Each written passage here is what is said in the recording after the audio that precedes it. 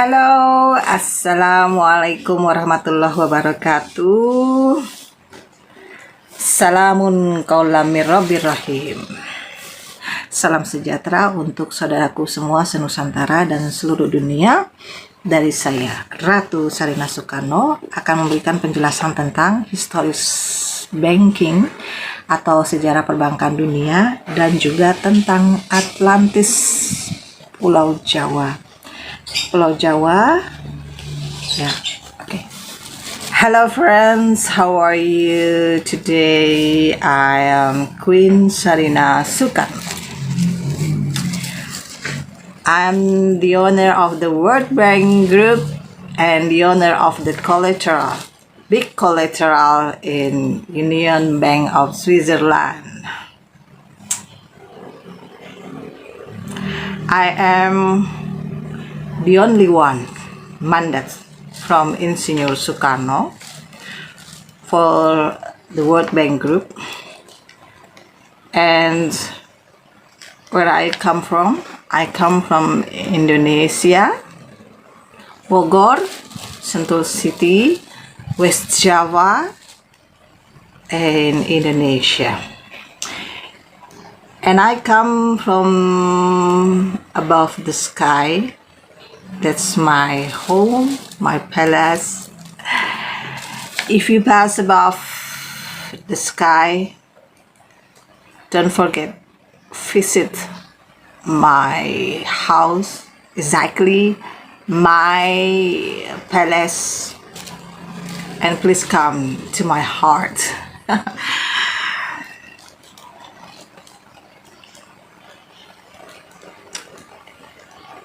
When you see in the sky, there are many hearts, and my love for you come down from the sky with the rain. All my heart and my love from the God, and it's for you.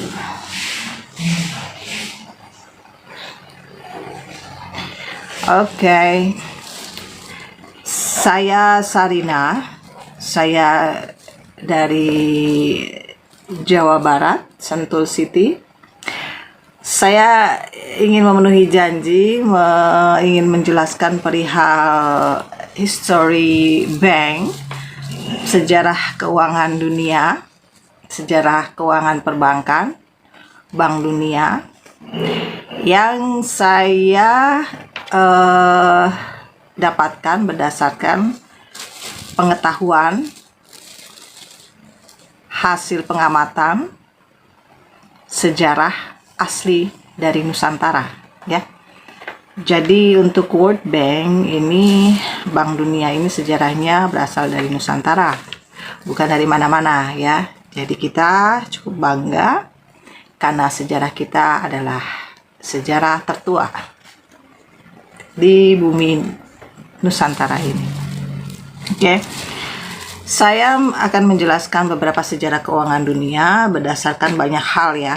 Berdasarkan bukan sekedar pengamatan secara spiritual saja, tapi juga sebagai pengamatan berdasarkan jerih payah ketika saya dari muda hingga dewasa untuk mencari ranting-ranting kering yang berserakan.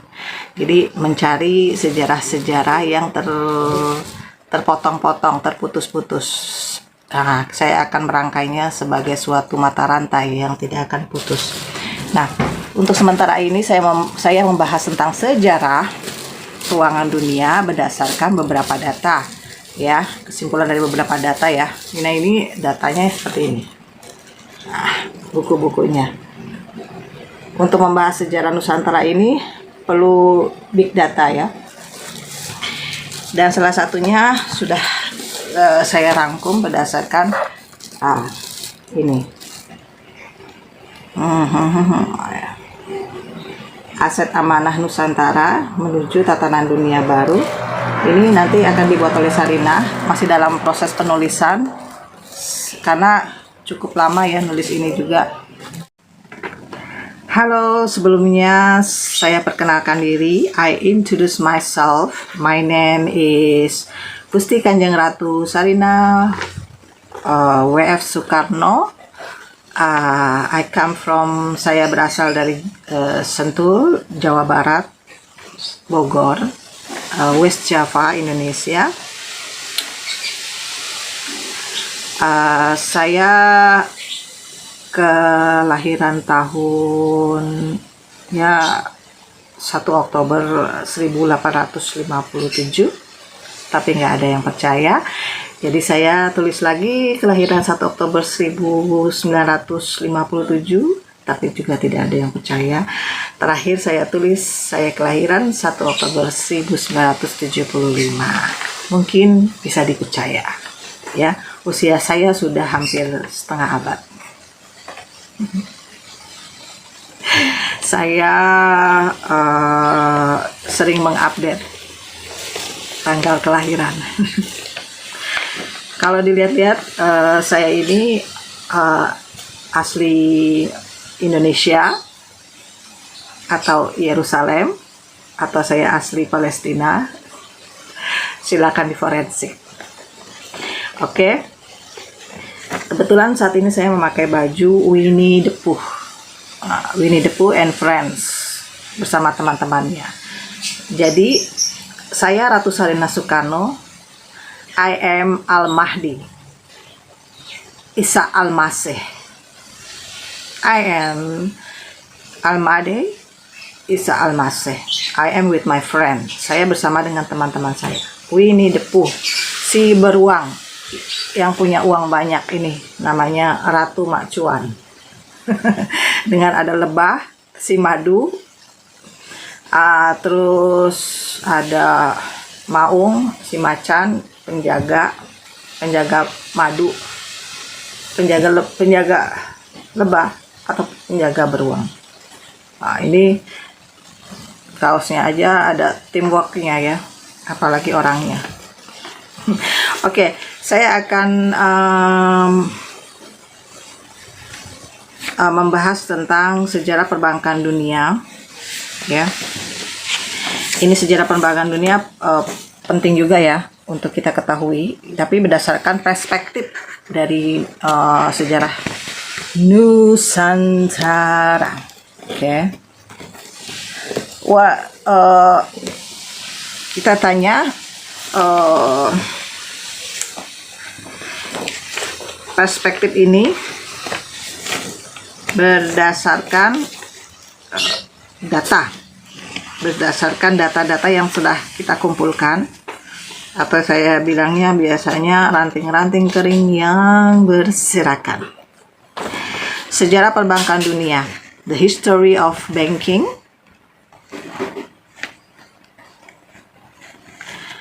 Kemana perginya harta Raja Sulaiman? Nah, nanti kita akan bahas itu ya. Oke. Sejarah tentang kerajaan Nusantara yang berkaitan dengan kerajaan Sulaiman.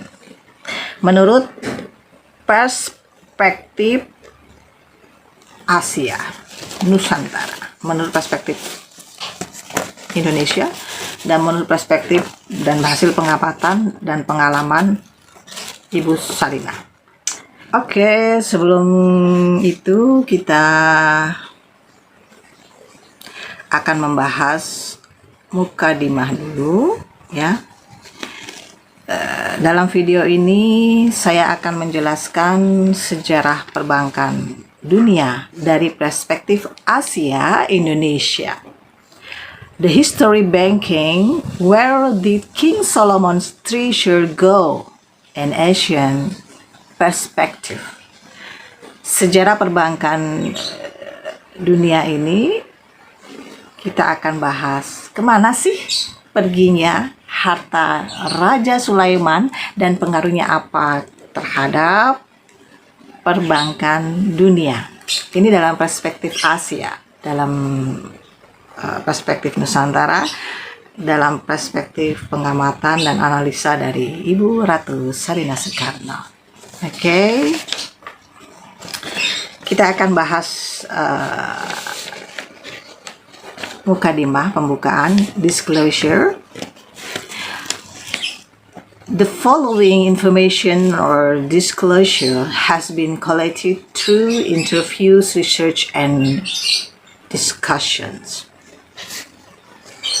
with a few prominent persons, some related to the Secret Service part of world finance, some senior citizens who for the last 50 years have lived very simple lives in hiding while controlling key accounts and gold certificates, upon which the world of modern banking has originated.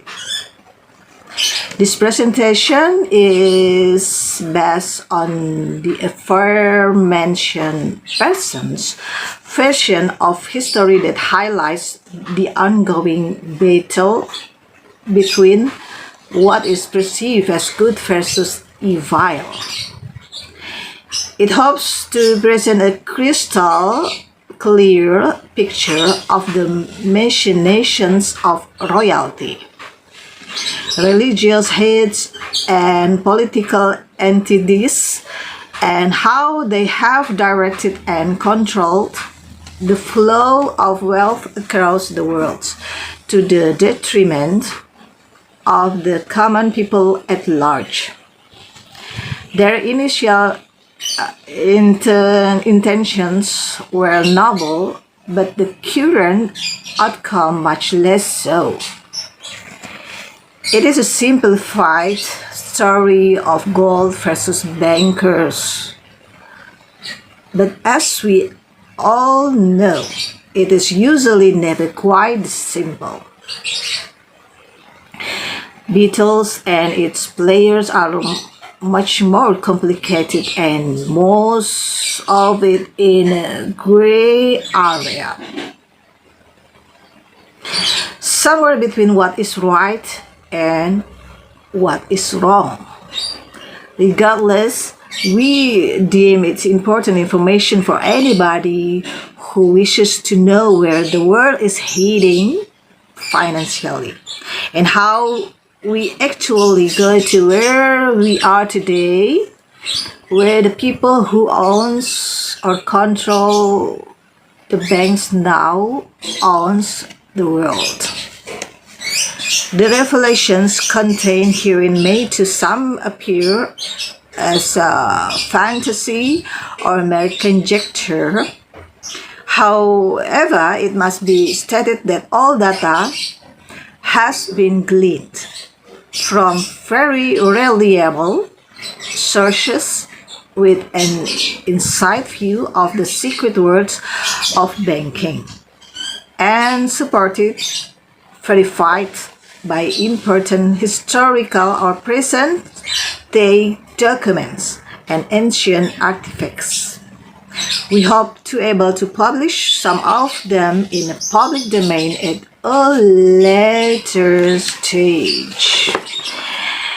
Okay, we have a motto. Power corrupts. Absolute power corrupts absolutely.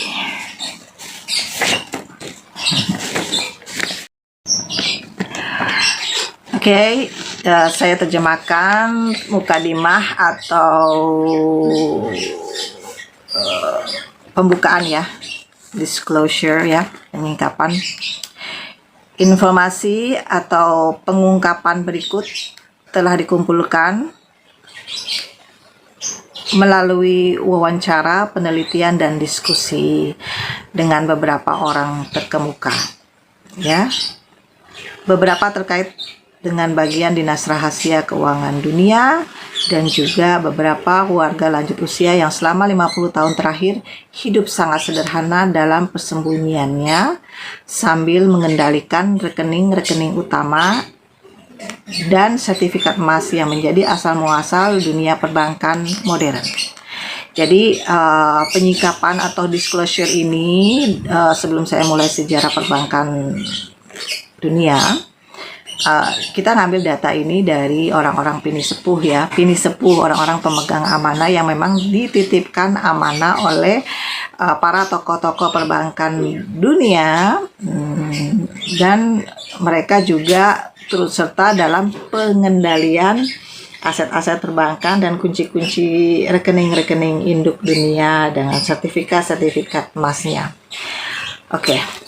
Presentasi ini didasarkan pada versi sejarah orang-orang tersebut di atas yang menyoroti pertarungan yang sedang berlangsung antara apa yang dianggap baik dan juga versus jahatnya.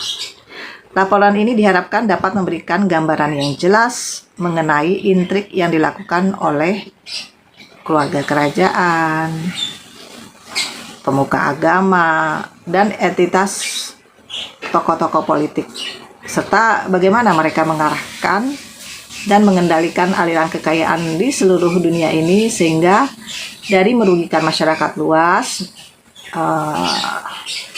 menjadi hal yang baik karena niat awal mereka itu sangat mulia.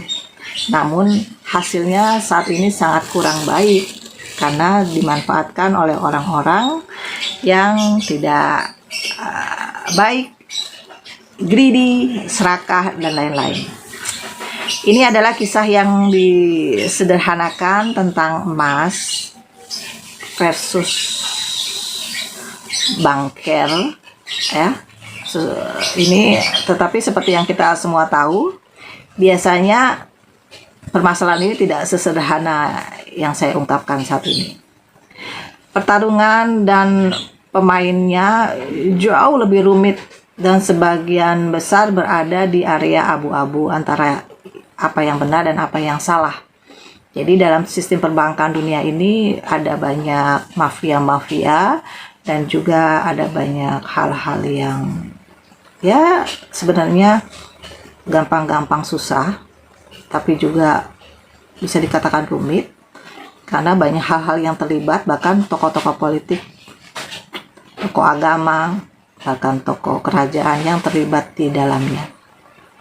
Meskipun awal mulanya pembentukan keuangan perbankan dunia ini niatnya baik ya, untuk menjaga kelestarian kekayaan alam bumi untuk anak cucu bangsa. Terlepas dari itu, kami menganggapnya sebagai informasi penting bagi siapa saja yang ingin mengetahui bagaimana keadaan dunia saat ini secara finansial. Oke. Dan bagaimana kita mencapai keadaan saat ini, di mana orang yang memiliki atau mengendalikan bank ini adalah memiliki dunia. Jadi, kalau orang yang bisa dikatakan memiliki kendali atas bank dunia, atas keuangan dunia, maka dia termasuk dalam kategori pemilik dan memiliki dunia. Misalnya, ini kan Maharatu cuan, kolateral induk dunia. Berarti kan punya cuan ya, induk keuangan dunia gitu. Berarti bisa dikatakan dia memiliki dunia atau king of the king. Jadi orang yang punya uang banyak disebut king of the king, rajanya raja, karena dia paling berkuasa. Gitu. Wahyu yang terkandung di sini mungkin bagi sebagian orang tampak seperti khayalan. Anda berpikir bahwa apa yang saya sampaikan ini adalah khayalan atau dugaan belaka ya. Namun harus dinyatakan, semua data-data itu kan tadi sudah terkumpul, banyak sekali data-data yang terkumpul. Untuk membahas sejarah keuangan dunia ini, saya kan mengumpulkan banyak data-data atau kita sebut ranting-ranting kering berserakan atau data-data sejarah yang berserakan. Kita kumpulkan berdasarkan data dari sumber yang sangat handal dengan pandangan yang sangat mendalam tentang rahasia dunia perbankan dan didukung atau diverifikasi oleh dokumen-dokumen penting sejarah dan yang dokumen-dokumen yang pernah dijalankan untuk aktivitas keuangan dunia yang sudah terlaksana untuk pembangunan di beberapa negara di dunia, baik negara berkembang maupun negara maju. Ya, dokumen penting sejarah atau masa kini dan artefak-artefak kuno sebagai bahan untuk pembuktian bahwa apa yang kita sampaikan atau sejarah dunia yang kita sampaikan ini adalah benar dan sesuai dengan data. Ya, kami berharap dapat mempublikasikan beberapa diantaranya ke publik di tahap-tahap selanjutnya ya, nanti akan kita jelaskan. Oke. Power corrupts absolutely. Kekuasaan korup, kekuasaan absolut yang benar-benar korup. Jadi kadang-kadang permasalahan keuangan dunia ini disebabkan oleh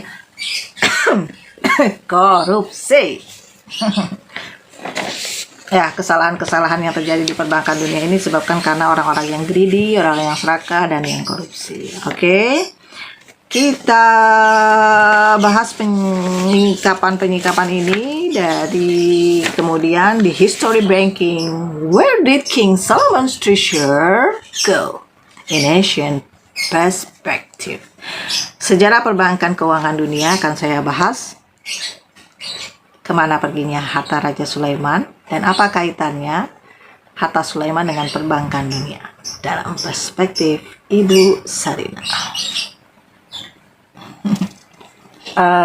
Oke, saya akan jelaskan sejarah perbankan dunia berdasarkan perspektif Nusantara, Asia, terutama Ibu Sarina. Karena berdasarkan sejarah ini saya tahu historis perbankan dunia ini dari Insinyur Soekarno sebagai pelaku dan juga dari beberapa pini sepuh baik paman saya, bibi saya dan lain-lain yang terlibat dalam urusan sejarah perbankan dunia ya. Jadi terserah kalau mau dibilang saya berhayal, tapi sangat aneh buat saya karena orang Indonesia sendiri tidak percaya dengan keajaiban dan kreativitas serta kecanggihan para leluhur kita sebelumnya dalam keterlibatannya dalam sejarah perbankan dunia ya. Terserah mau dibilang saya halusinasi atau berangan-angan, tapi ini saya berdasarkan data ya. Tidak ada salahnya kita bangga terhadap sejarah leluhur kita. Oke. We can start seperti dalam bagan di samping kita ini adalah history of world banking. It starts with King Solomon in Jerusalem around 930 before century. A very successful king who amasses huge wealth, especially gold. He has some 600 wives and concubines and thousands of kids. Considering that he knows his country will fall apart after his death, and selects one of his most trusted wives, Queen Saba or Balkis, to protect the assets, bloodline, and traditions. Mengapa saya pakai bahasa Inggris? Biar semuanya paham, baik Indonesia maupun internasional, dalam pembahasan keuangan dunia.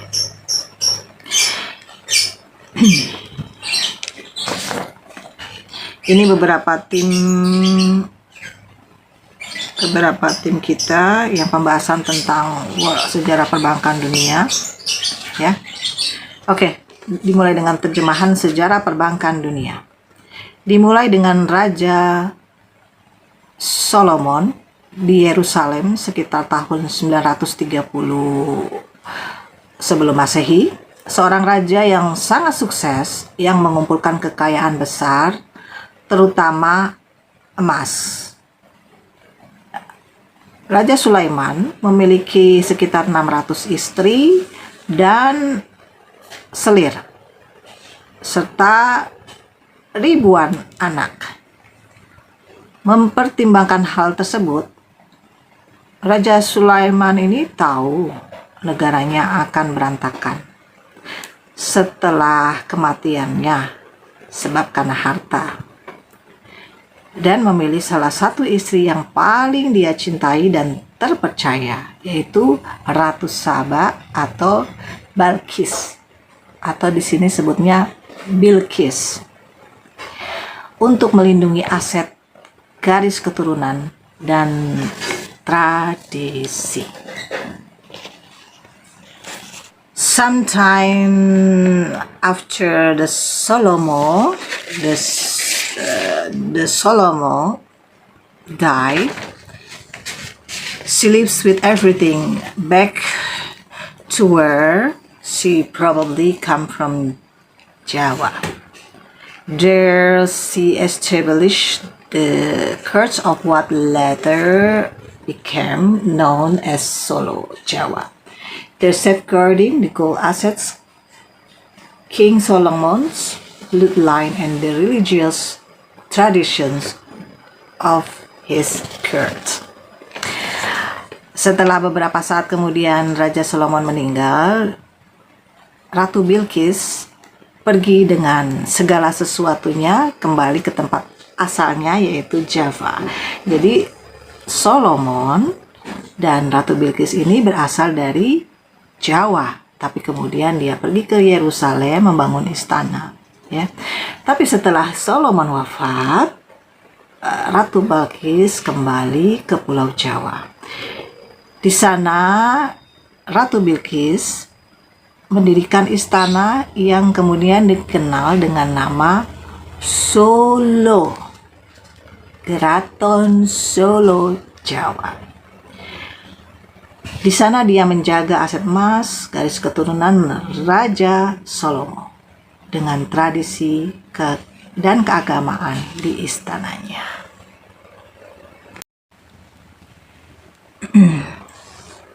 And the gold pile grows. There are huge flows of gold into Indonesia from China during the 1300 after decade. China almost goes broke buying spices and wood. From Europe in the 1400 until 1600 after decade, most of the gold taken from South America ends up in Indonesia as payment for spices, which are the most sought after goods in the world at the time.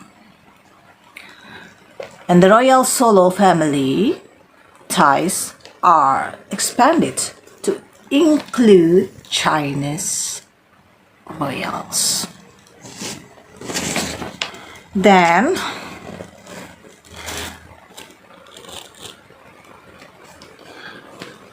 tumpukan emas di Solo itu bertambah. Terdapat aliran emas yang sangat besar ke Indonesia dari Tiongkok pada tahun 1300 Masehi.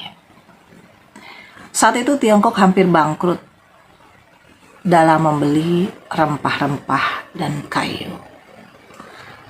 Dari Eropa pada tahun 1400 sampai dengan 1600 Masehi, sebagian besar emas yang diambil dari Amerika Selatan berakhir di Indonesia sebagai pembayaran atas rempah-rempah yang merupakan barang paling dicari di dunia pada saat itu. Ikatan keluarga kerajaan Solo diperluas sehingga mencakup kerajaan ke Tiongkok, Cina. Oke. Jadi aset-aset Indonesia ini kan waktu itu di zaman tahun 1300 Masehi, saat itu banyak para pedagang baik dari Tiongkok, dari Gujarat, Arab, India gitu ya, termasuk Tiongkok, membeli rempah-rempah di Indonesia dengan pembayaran berupa tel atau emas gitu. Jadi karena terus-menerus pembayaran terhadap rempah-rempah di Indonesia memakai emas, makanya ya bangkrut juga, habis juga gitu loh kondisi emasnya China saat itu. Jadi rempah-rempah itu sangat sulit sekali dan mahal hingga setara dengan harga emas gitu loh. Itulah kehebatan aset Indonesia. Kita lanjutkan. The Royal Solo family ties are expanded to include China's royals 1000 after decade. A few knights spent 9 years in Jerusalem exploring the ruins of King Solomon's temple. They discovered something that makes them very powerful once back in Europe. They get special privileges from the Pope, and the Templar Knights Order is established with direct access to the Pope. Ya. Ikatan keluarga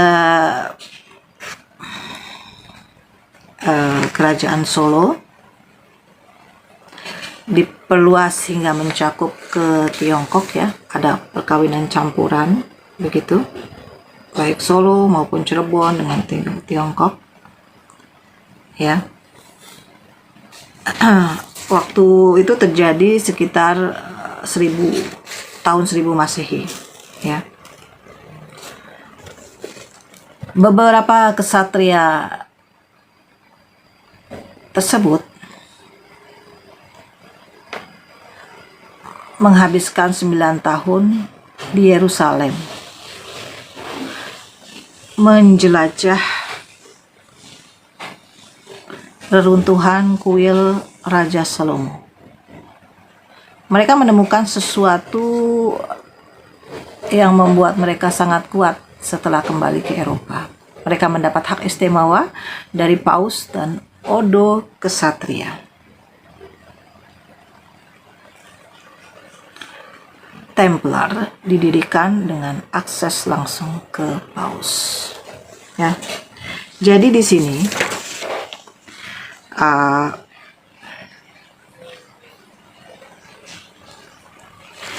ketika terjadi perpindahan antara kerajaan Solomon dari Yerusalem ke Pulau Jawa, beberapa aset dibawa oleh Ratu Bilqis ke Keraton Solo gitu, dan itu terjadi banyak transaksi antara Gujarat, pedagang-pedagang Cina dan pedagang Arab atau India dengan bertransaksi melalui emas. Dan juga beberapa emas-emas yang ada di Keraton Solo yang dibawa oleh Ratu Bilqis itu menjadi incaran dari beberapa kesatria-kesatria atau disebut sebagai Knight Templars ya. 9 kesatria ini mencari kuil Raja Salomo sampai ke Solo begitu. Dan mereka kemudian setelah itu pulang kembali dari Solo setelah penyidikan terhadap kekayaan dari Raja Solomon dan Ratu Bilqis yang berada di Solo. Kemudian mereka kembali lagi ke Eropa dan 9 Knight Templars ini, 9 kesatria ini mendapatkan hak istimewa dari Paus Paulus saat itu ya.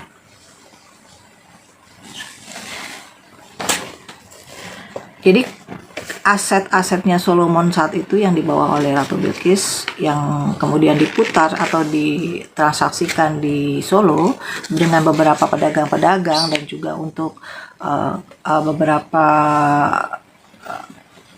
misi gitu ya, itu diincar dan dicari oleh seluruh dunia ya.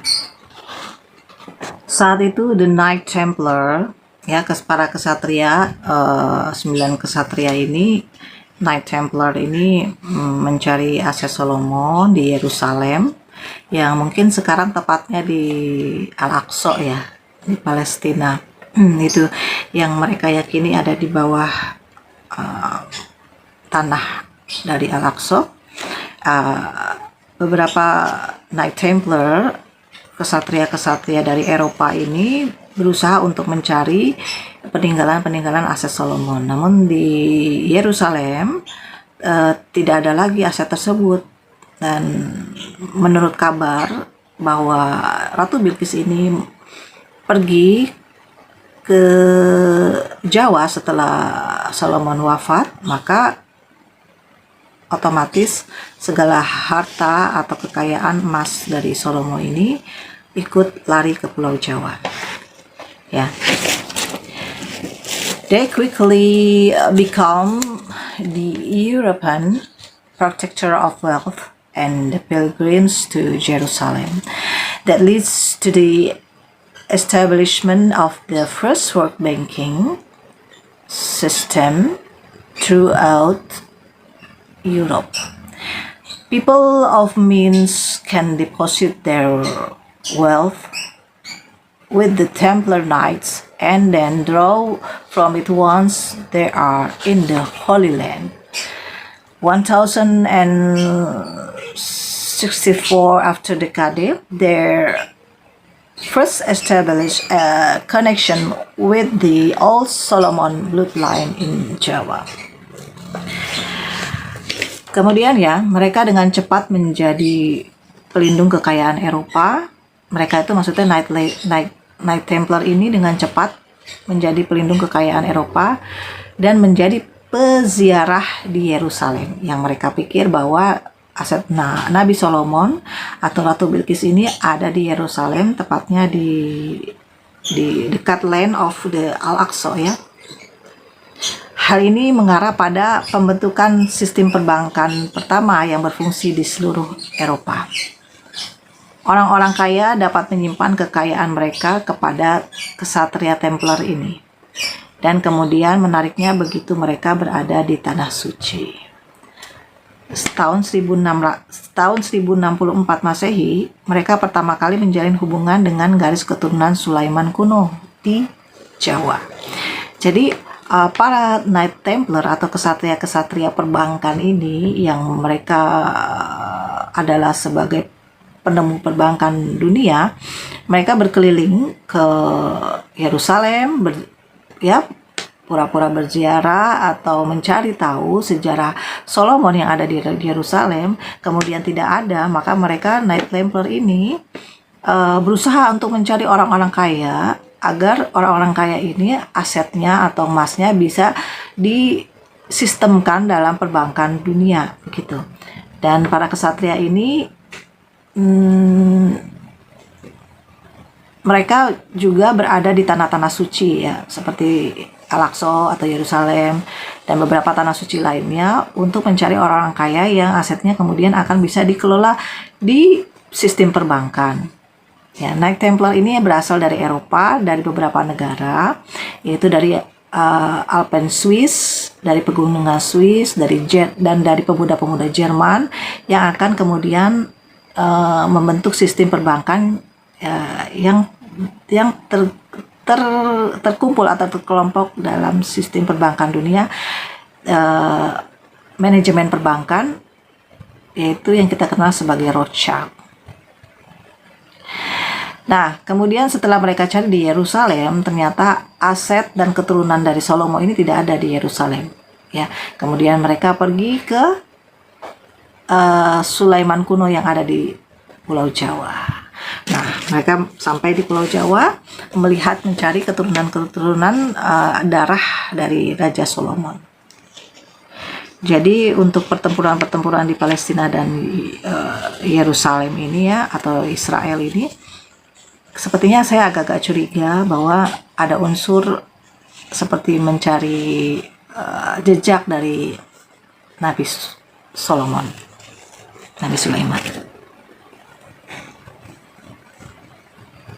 Padahal kalau mau ditelisik, aset dari Nabi Sulaiman itu kan sudah pindah semua ya ke Solo. Cuman entah apa yang dicari oleh pihak Israel dan Palestina. Yang pastinya tanah suci yang disebutkan di Al-Aqsa Palestina itu, atau di Yerusalem itu, adalah tanah bekas jejaknya Nabi Sulaiman atau Ratu Bilqis, di mana di situ tersebut ada kekayaan terbesar dari Solomon yang berupa gold atau emas. Namun setelah Sulaiman wafat, itu dibawa pergi oleh Ratu Bilqis bersamaan dengan wafatnya Sulaiman atau Salomo. Kemudian dibawa ke Solo dan kembali ke negara asalnya. Jadi kalau Palestina Israel berebutan sesuatu atau berebutan dengan tanah suci, coba pada tes DNA dulu nih. Orang Israel tes DNA, orang Palestina tes DNA, atau orang Indonesia juga tes DNA. Siapa pemilik sah dari tanah suci Al-Aqsa atau Yerusalem dan Palestina ini? Apakah orang Palestina, apakah orang Israel, atau orang Indonesia? Ibu Sarina juga tidak keberatan di tes DNA, apakah masih keturunan dari Raja Solomon atau keturunan dari tanah suci Al-Aqsa. Just kidding. Oke, kita lanjut.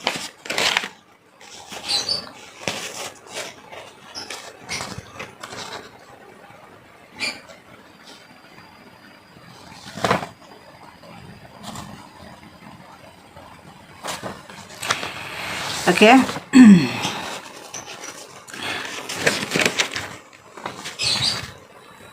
Kita lanjut ke on the October Friday 30th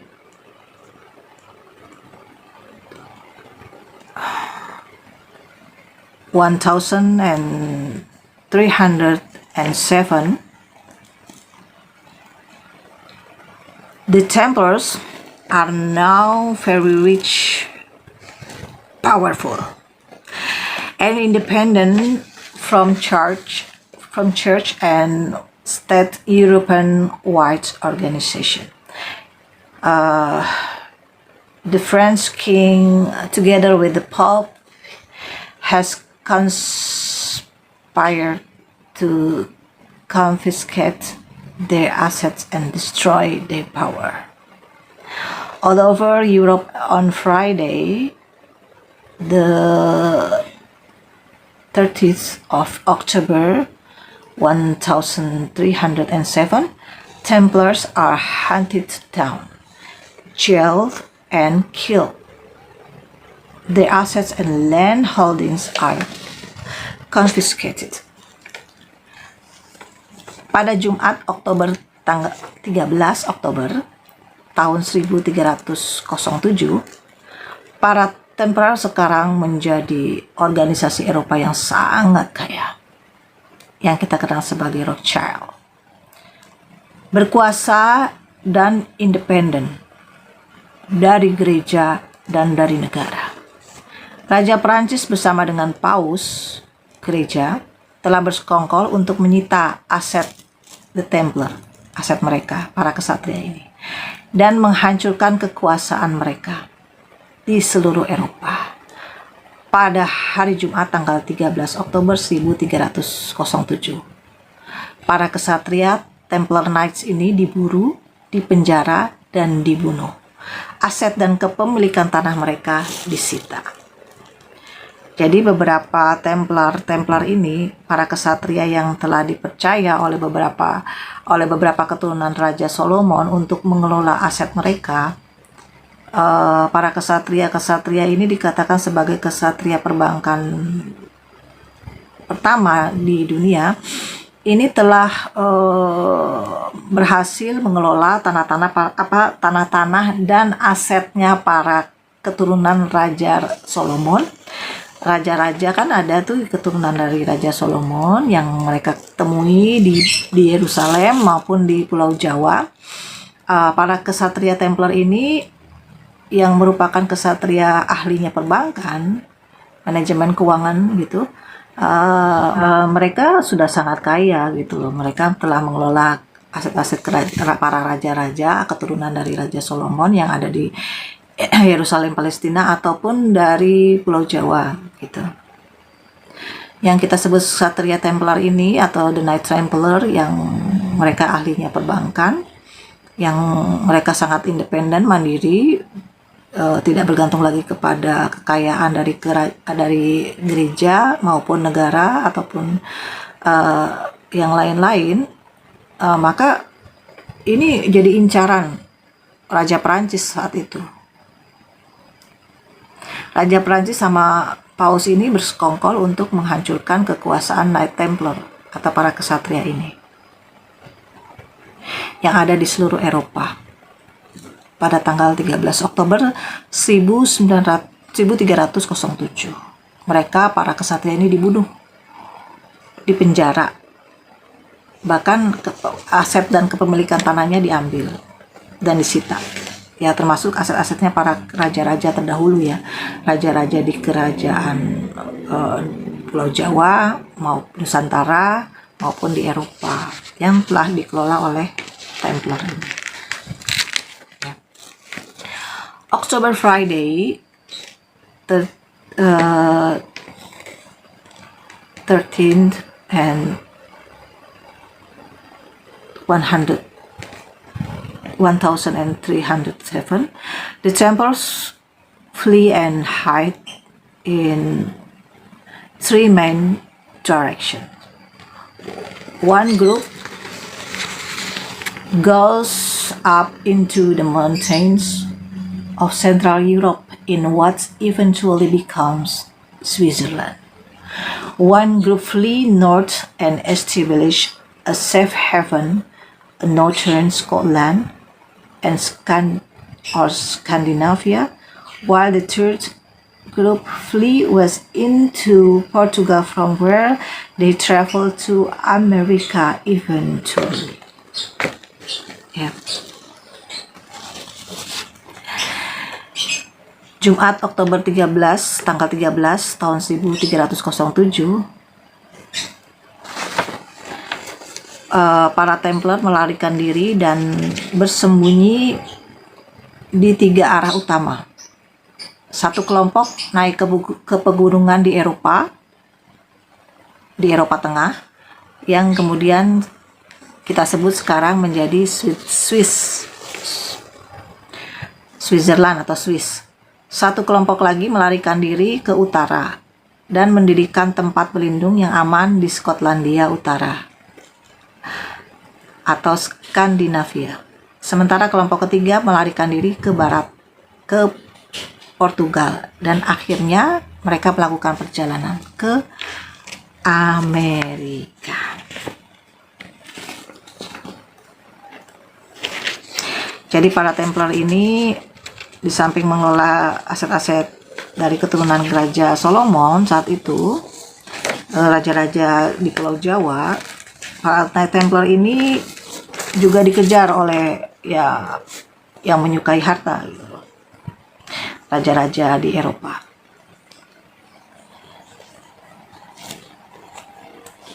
Nah, pada saat mereka melakukan perjalanan ke Amerika pada tahun 1400, ya, they travel to America eventually 1400 until 1500 after decade. The Scottish Templar group lives and travels all the way to Indonesia, where they set up a base at Madura. They unite with the Solomon bloodline in Jawa.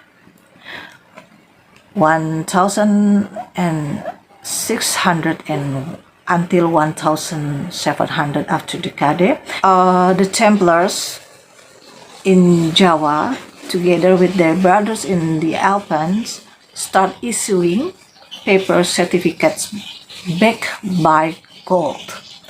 A piece of paper that represents a certain amount of gold and can be easily moved and lent out.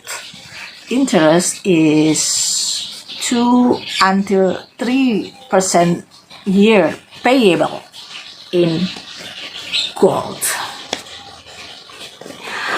1700 until 1800 after decade.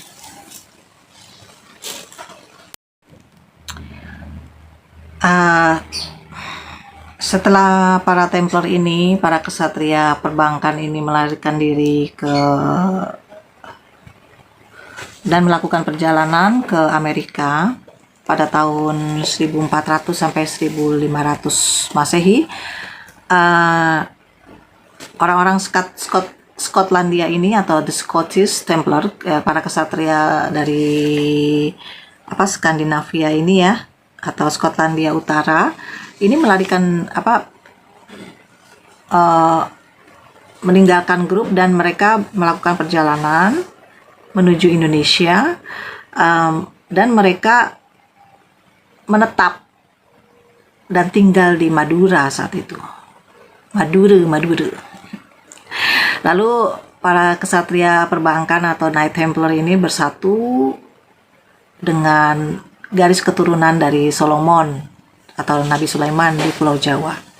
Pada tahun 1600 sampai 1700 Masehi, para kesatria di Jawa ini bersama-sama dengan saudara-saudaranya yang keturunan dari darah Raja Salomo,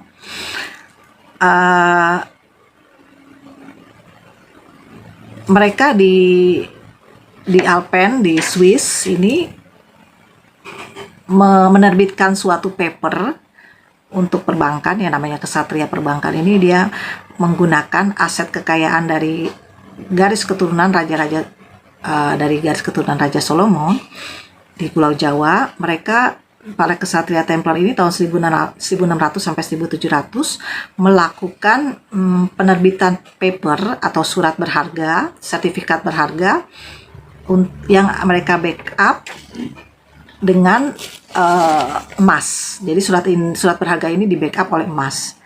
Nah, satu lembar dari surat berharga ini adalah mewakili jumlah dari emas yang mereka jaminkan. Kemudian dari paper gold ini mereka dengan mudah untuk meminjamkan atau memindahkan emas tersebut atau memutar atau memasarkan sertifikat atau paper ini yang di backup oleh emas dan dipinjamkan kepada beberapa negara atau kepada beberapa pengusaha dengan jaminan pembayaran 2-3% per tahun. Ya, 2-3% per tahun akan dibayarkan emas tersebut dengan uang atau disebut sebagai laba dividen, ya sekitar tahun 1700 sampai 1800 Masehi. Jadi sejarah keuangan perbankan dunia ini berawal dari keturunan raja-raja Solomon yang dari Ratu Bilqis pindah ke Pulau Jawa dan melahirkan keturunan-keturunannya di Pulau Jawa yang kemudian dicari oleh para kesatria Templar atau Templar Knight yang ada di Eropa. Karena mereka, para kesatria ini ahli dalam sistem perbankan, maka mereka mencari keturunan Raja Solomon yang memegang aset emas Solomon. Nah, aset emas dari Solomon ini kemudian diperdagangkan melalui penerbitan surat atau paper yang dilakukan oleh para Knight Templar ini yang ada di Gunung Alpen atau yang ada di Swiss, yang dilakukan oleh orang-orang Skotlandia, Jerman dan Alpen serta Portugal ya, ahli-ahlinya itu dalam perbankan. Mereka membuat paper surat berharga dari backup emas Raja Solomon ini untuk dipinjamkan ke beberapa negara atau pengusaha dengan jaminan pengembalian atau bagi hasil 2-3% per tahun ya. Jadi perbankan dunia ini dipengaruhi oleh aset-asetnya Raja Solomon ya, yang kemudian Raja Solomon mewariskannya kepada Ratu Bilqis, dan Ratu Bilqis mewariskannya kepada keturunannya yang ada di Pulau Jawa. Demikianlah sejarah awal tahap part bagian kedua ini saya jelaskan. Sampai sejauh ini semoga bisa dipahami sejarah perbankan dunia yang saya mulai dari asetnya Kerajaan Solomon. Karena sebelum Solomon ini ada Nabi Daud, Nabi Idris gitu kan, yang merupakan kekayaan Solomon itu berdasarkan dari keahlian besinya Nabi Daud dan Idris. Saya tidak menceritakannya, saya hanya menceritakannya dari Solomon ke Ratu Bilqis dan sampai sekarang. Oke, sejarah yang saya jelaskan ini adalah bagian dari part 2, bagian 2 dari Histories of World Banking, dari sejarah perbankan dunia. Untuk selanjutnya saya akan jelaskan lagi kelanjutan dari para Scottish ya, para kesatria Templar ini atau kesatria perbankan ini, bagaimana mereka mengeksplor seluruh aset-aset para raja di dunia, termasuk di Indonesia yang utama, untuk mereka jadikan sistem perbankan atau dibuat issuing paper atau diterbitkan suatu surat berharga untuk mereka putar tanpa harus melibatkan emas tersebut atau memperdagangkan emas tersebut. Karena berdasarkan pengalaman di Cina, pedagang Cina maupun Gujarat, Arab maupun India yang berdagang atau bertransaksi di Indonesia, membeli rempah-rempah dengan membayar langsung memakai emas. Nah, kalau para kesatria Templar ini, para kesatria perbankan ini menjadikan emas ini sebagai jaminan, ya kan? Nah, surat jaminan paper ini yang berharga ini yang dipakai dan diputar di beberapa negara, dipinjamkan oleh beberapa negara untuk percetakan uang mereka. Jadi transaksi tidak melalui emas, karena kalau emas mungkin bisa habis emas di bumi ini gitu kan.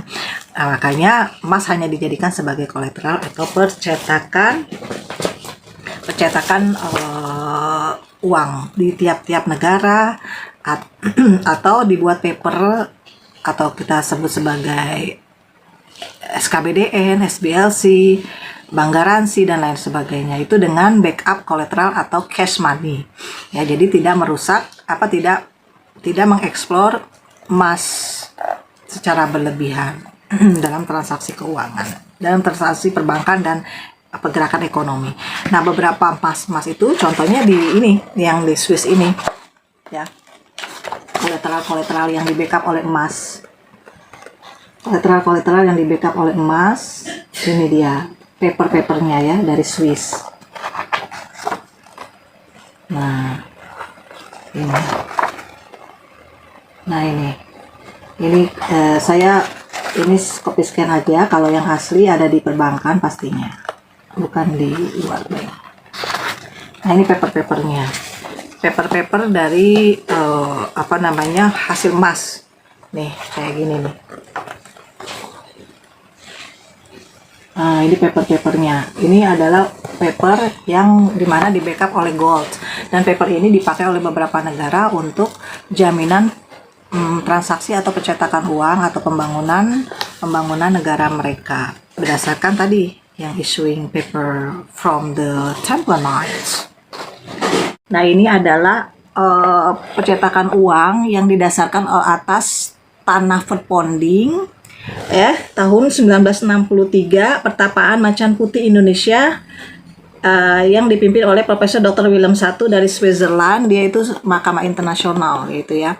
Dan tahun 1963 kemudian diteruskan oleh Profesor Insinyur Soekarno dan kepada Ibu Ratu Salina Soekarno alias Dewi Suprabawati atau Retno Dumilah atau Ratu Anissa Sumani Sarinande, yaitu saya sendiri.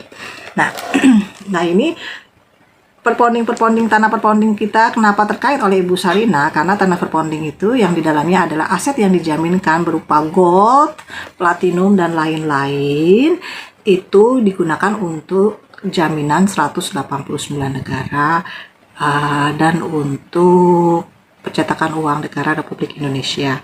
Jadi mengapa tanah perponding itu tidak boleh dijual belikan, hanya dipinjamkan karena di dalamnya ada aset yang dijaminkan di Bank Swiss oleh para raja-raja terdahulu dari tahun 1400, 1300, 1900, 1917, 1375 ini sudah dijaminkan gitu. Ya, jadi jangan berebutan tanah perponding. Tanah perponding masih dikuasai Ibu Sarina karena tidak bisa dibuat. Alasan lain-lain ya. Karena itu adalah jaminan aset 189 negara. Di mana isinya adalah gold, dalamnya gold. Dan gold itu yang merupakan harta kekayaan dari penguasaan Raja Solomon atau Ratu Bilqis atau Ratu Kidul. Ya. Nah, contohnya seperti ini loh, yang di dalam perponding itu kan ada berupa emas, ada berupa platinum, ya. Contohnya seperti ini aja ya, seperti ini key. Nah, key ini emas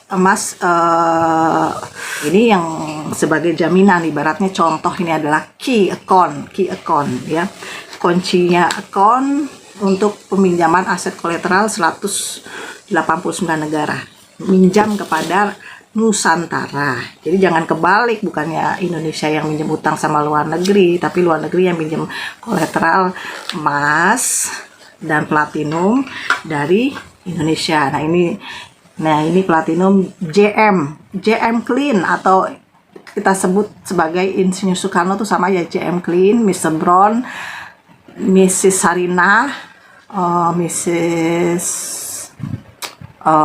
Dewi Retno Suprabawati atau Retno Dumila atau Ratu Sarina Soekarno, itu sama saja, namanya alias saja. Ya, ini platinumnya sebagai kolateral. Jadi kenapa tanah perponding itu nggak boleh dijual beli dan jangan diatasnamakan ke siapa-siapa, karena itu sebagai jaminan aset negara 189 negara. Karena kita induk kolateral begitu. Nanti saya akan jelaskan ini platinum sebagai kolateral, dan yang terkait juga dengan ini juga terkait juga dengan kolateralnya untuk perusahaan-perusahaan negara atau BUMN, dan juga termasuk Freeport atau perjanjian agreement dari collateral agreement hotel Hilton agreement ya, tahun 1961 1963 dari emas ya. Terus dokumennya ada di sini ya, perjanjian emas tersebut. Itu untuk jaminan kolateral pendirian kolateral emas untuk Freeport yang dilakukan oleh Insinyur Soekarno dengan John F. Kennedy, yang terjadi suatu tragedi pembunuhan John F. Kennedy. Kalau saya jelaskan satu persatu ini sangat panjang, tapi kita bicara berurut aja berdasarkan sejarah tadi. Nah, bagian kedua sudah saya jelaskan. Kemarin bagian pertama sudah saya jelaskan tentang sejarah secara singkat dari Raja Solomon ke Sambernyowo, dari Sambernyowo ke Pakubuwono, dari Pakubuwono ke Insinyur Soekarno, lalu ke saya sendiri. Oke, itu saja dari saya, Ratu Sarina Soekarno, Lady of Rose, Mawar Berduri. Saya adalah mawar merah berduri. Jika kamu pegang, kamu akan terluka. Saya Lady of Rocker. Apa itu namanya? Saya Ratu Sarina Soekarno, the monetary one, satu-satunya the monetary one, pengganti dari Sambernyowo, dari Pakubuwono 10 dan Insinyur Soekarno, lalu kemudian kepada saya Sarina. Sarina itu adalah nama kode sandi perbankan dunia. Sarina, Saripati tanah, yaitu perponding, di mana tanah perponding itu di dalamnya adalah aset-aset kerajaan para nabi terdahulu, ya. Jadi tidak bisa diatasnamakan kepada yang lain, tapi dari keturunan para nabi dan raja-raja terdahulu, ya. Dan aset-aset founding ini tidak bisa dijual beli dan harus dijaga oleh negara. Oke, itu saja dari saya, Ratu Sarina Soekarno. Terima kasih atas perhatian Anda semua. Saya Ratu Sarina Soekarno alias Ratu Anissa Sumani Sarinande alias Dewi Retno Suprabawati atau Retno Dumilah, pemilik aset kolateral induk negara-negara di dunia atau pemilik aset kolateral 90% aset World Bank dan Union Bank of Switzerland atau Bank Swiss. Terima kasih dari saya, RI 1045 Merdeka! Nusantara Jaya menuju Kerajaan Pajajaran Anyar Nusantara. Terima kasih. Wassalamualaikum warahmatullahi wabarakatuh. Salam sejahtera untuk kalian semua. Dari saya, Ratu Sarina Soekarno. Sampai jumpa lagi di episode berikutnya.